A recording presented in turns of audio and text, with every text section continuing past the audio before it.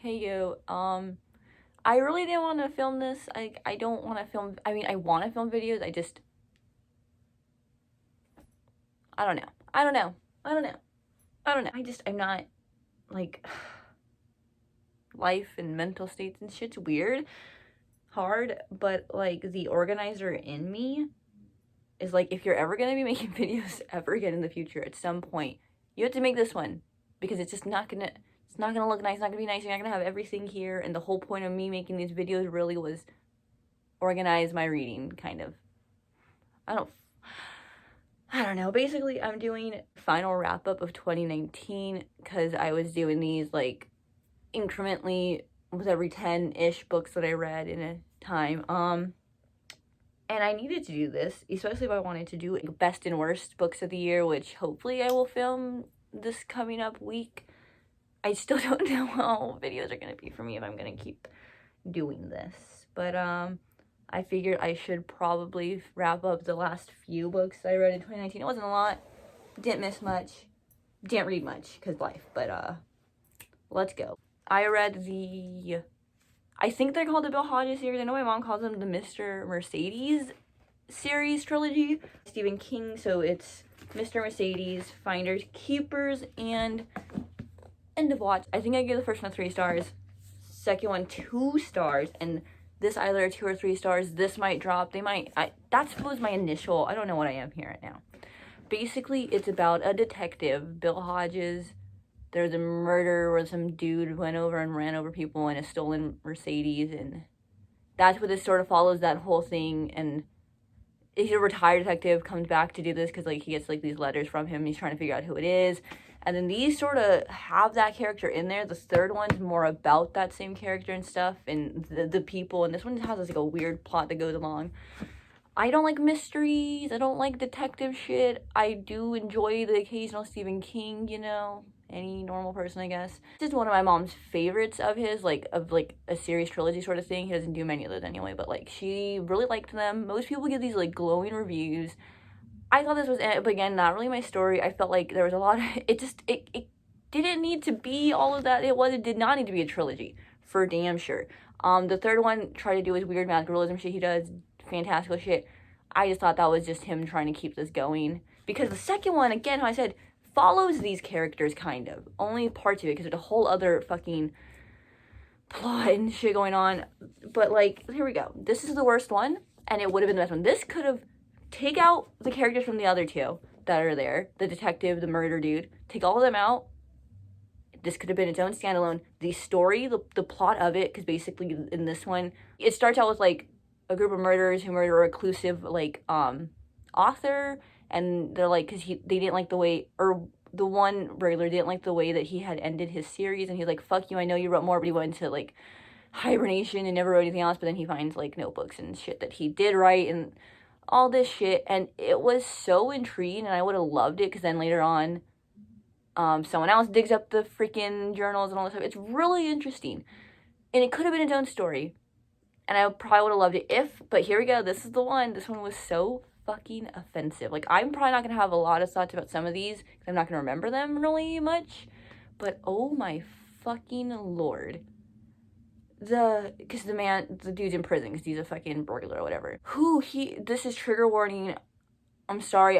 This is the language it uses in here. Trigger warning for sexual assault, rape. That's because he doesn't give a shit about being offensive. But he's in prison. He's like, oh my god, they're fucking butt raping, blah, blah, blah. All this stuff. It's like, because he's a pretty boy and all this stuff. And it's like, I get it. Like, have you ever been in prison, Stephen King? Have you been in prison? All right, shut the fuck up. I get what he was trying to do, but I was like, it was constant. It was so constant talking about this. And then, I think he goes back. I don't care the spoilers. I don't give a shit. I really don't care. I know it's the second book in a trilogy.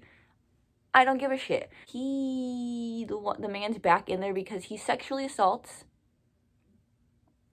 rapes a woman.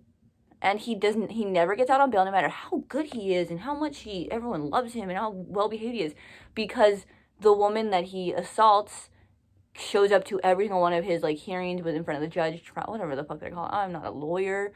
And she's there and she testifies every time like, I am not over this.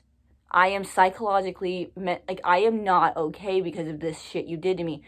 And they're so fucking offensive. I get it, you're not supposed to like him, he's a bad guy, but I don't fucking care.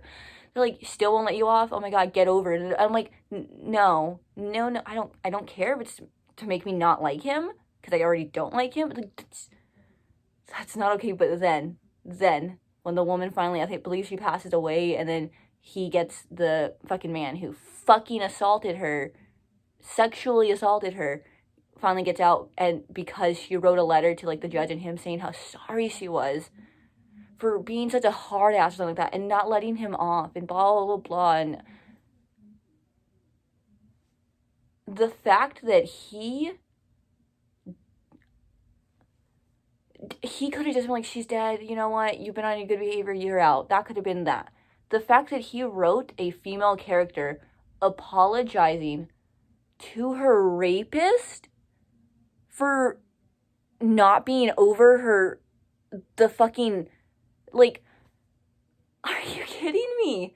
Like, there's some, like, very bad language in here, slurs, racial and homophobia and all this dumb shit in every single one of his fucking books ever, and all sorts of shit he writes about that's not okay. But that, I could not look past that. That ruined everything. And obviously I'm gonna read more Stephen King. That's just what it is. Sadly, me not reading his books, my mom has every one of his books, like, it's not, nothing I say is gonna fucking affect this man's career at this point. So it's like, wow. Like, we thought he was fucked up before, but, like, that hurt me. So this is my least favorite. The first one was fine. If he would have left it at that, that would have been fine. I would have been chill with the way that ended. I don't even remember a lot except the horrible shit. So, next one is The Way You Make Me Feel by Maureen Gu. I had read her other novel. Is that her debut? I believe, a thing called Love, the one that's about like K-dramas and all that shit. And then Kate had this and I wanted it because I liked that one. This was about a Korean Brazilian. You know what? I don't remember specifics, but own voices rep in that sense, and about works on her dad like food truck and shit, and it's about her and this and like a romance that kind of ensues. Again, I remember random bits of this, but like if I gave you a full review, I couldn't. But basically about her, she's like her frenemy and shit, and how they get closer because they both have to work on this. And then some boy, I remember loving the love interest. I thought he was great, loved him. The dad was cool. There's a lot of shit. And again, you know, 4 out of 5, I think. I think I give it 4 out of 5 stars. I think that's what I give her other book. They're enjoyable. They're good. Overall, good little YA contemporary. Summary read. Next, I will throw this in here because I think I did scan this on Goodreads just because I read it. It's a children's book. It's How to Catch a Star by Oliver Jeffers. This was gifted to me, like, it's written in, there's a card in here still. It was gifted to me for my, like, birthday or something by this girl that I was really close to and, like, kind of low-key almost dated, but I was like, you live in Canada, I don't know if I can do that. Anyway, she got this because, stars, it's a thing with me, you know. Astrology, not even astrology, just astronomy, that's what it is. I don't know, it was, like, cute. My favorite thing about this, favorite thing was when I was like, it's just a fine little, I would read this to my child. It's cute. Illustrations are beautiful. I love it. But what's really, really funny about it is, the reviews on Goodreads are all like, oh my god, because, like, he wants a star, he wants to catch a star, but I think what he gets in the end is a starfish or something like that. And, like, it's teaching kids to take from nature, it's teaching kids bad morals, it's just, I don't even know. It was, like, so stupid. And I go, homeboy, if I read this at 5, I'm not gonna think I'm gonna go out there and take a starfish, or I'm not gonna go fucking eat a, I don't know. And it was funny. The parents were so offended and upset over this. Like, it's so cute. It's fine. It's harmless. It's a fucking book. I think kids read Charlotte's Web, and I'm like, I'm gonna go fucking save a fucking pig and talk to spiders. No, kids are so scared of spiders and shit. Like, what the fuck is, that's on you? Dude, that's your parenting. Teach your kids better. Fucking teach your kids not to be stupid and believe a book or something. I don't fucking know. Anyway, it was cute. I don't remember what I gave it, but it's a cute, I don't even think I know if I rated it because it was just a cute children's story in there. I already read Carry On to read Wayward Son. Actually, let me get my other copy. So I read Carry On, and this is my new this is that one, and Here's my old one in case, so like, yeah.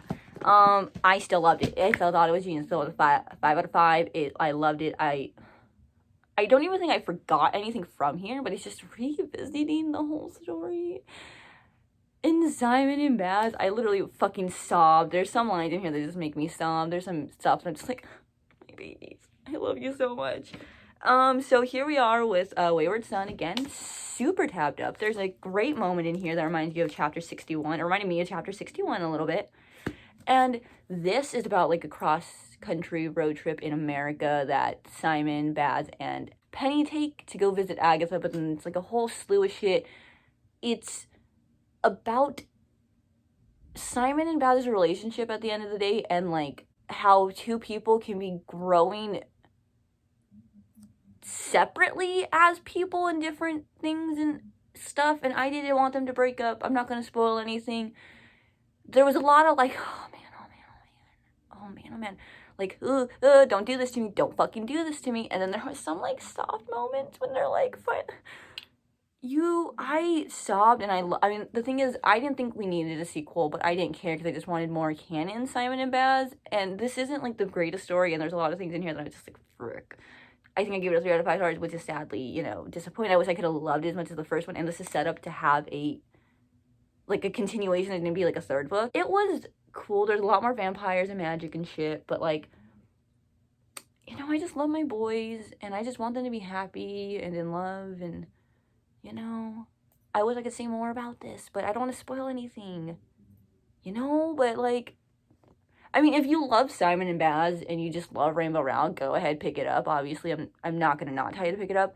I don't think it's necessary, but obviously my dumbass still read it, and I mean, I enjoyed my time with it. Next, let's fucking talk about more rereads. I reread The Raven Cycle, and I did not put tabs in last time. I just folded and like wrote in it and or like underlined and stuff. Yeah, this is my copy of the first one. Can you see? Boys, and then here's my Dream Thieves. Look at that. Blue Lily Blue, and then The Raven King. I love it. I love this series. Probably it's my favorite series. Like, am I basic? Who cares? I don't care. I loved it so much. I actually originally wanted to reread them because Call Down the Hawk, baby, spoilers. And then my ex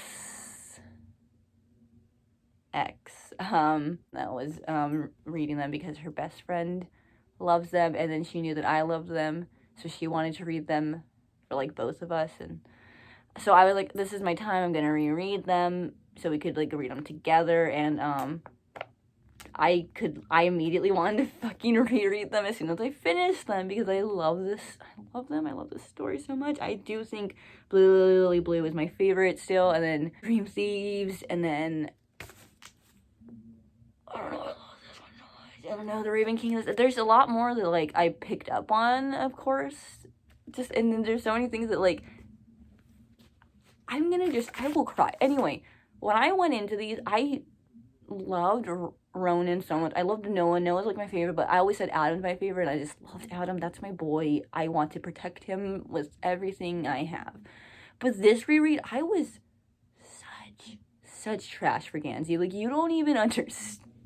I was deep in that, and I don't know, he just like got me. Some of the shit he says, I was just like, oh my god, I love Gansey. What a good, I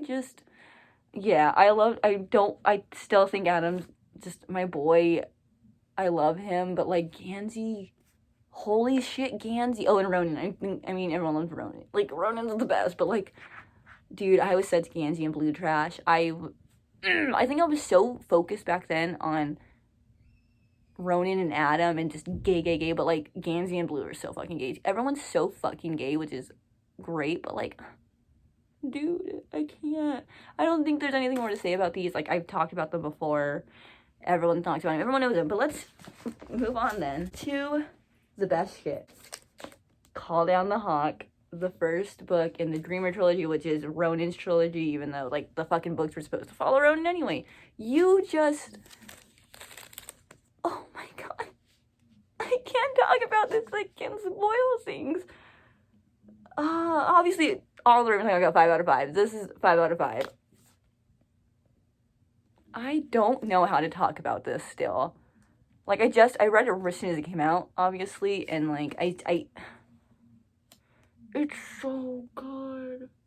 It's so good.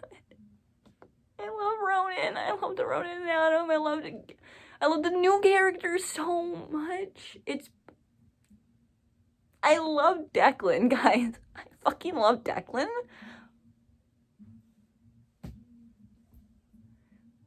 I don't know how to talk about this. I really don't, because I don't want to spoil anything, but it's so good. Guys, Ronan just wants to be a gay farmer with Adam, and everyone just loves everyone, and it's just, man, this is cool because you meet other dreamers, basically, and it's just, and there's like heist shit, almost low-key, but like, I don't know what to spoiler or what's not. That's why I can't do this, but I love this so much. I'm so fucking pissed. I didn't want to finish this. Like, obviously I was consuming the hell out of this, but I didn't want to finish it because I don't want it to be over, because I don't want to have to wait for the next one. My goal is to make it big, baby. Make it big on this booktube shit. To just get arcs for this. I don't know how that works. Duh, but like, anyway, best book. I read one other book, ended 2019. That was Bloom. It's a graphic novel by Kevin Panetta and Savannah Ganachow. I don't know how to say things. Can you read that? I can't tell. I talked about this before a couple times when I was talking about like a book haul and like queer books. It's LGBT graphic novel, fucking blue fucking artwork. It's beautiful, about a boy who just graduated from high school. He works at his family's bakery and he doesn't want to do that anymore. He wants to leave. He wants to get out of the town. He wants to go to a big city with his band and just like be a rock star. He doesn't want to stay stuck in his family business. He just wants to get out there, you know? And so he's like, I'm leaving. I'm going to find a replacement, guys. Don't worry. And then he hires a boy, and then just a relationship sort of just comes along. And it talks a lot about family and friendship and finding your place, kind of, and not knowing your place and not knowing what you want to do with your life, and discovering that and figuring out that it's okay if your plans change, and the people who love you are going to be there, and you just need good people in your life, you know? And I love them. I love the relationship. I love our bakery boy. What was his name? Hector is the softest baking boy, and I love him. He is so precious. It's great.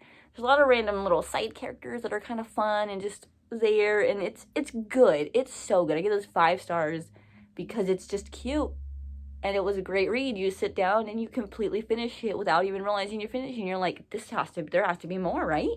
It's got to be more. I got to just know what's going on in the relationship. How's the bakery doing? Like, how is your parents? Like, come on. It's really soft. It's really cute. Beautiful artwork. Adorable. But there's some little, like, deeper shit, some, like, harder shit, and you're just like, ooh, it's getting me too, but it's just so good. I don't know how many books that was, but, like, that's my last wrap-up of 2019. I'm gonna talk more about my reading and stuff in, like, the worst and best and other stuff if I do get to that. If I do manage to film those this week, that'd be great, so I can actually be a booktuber and post and stuff. But, I read some.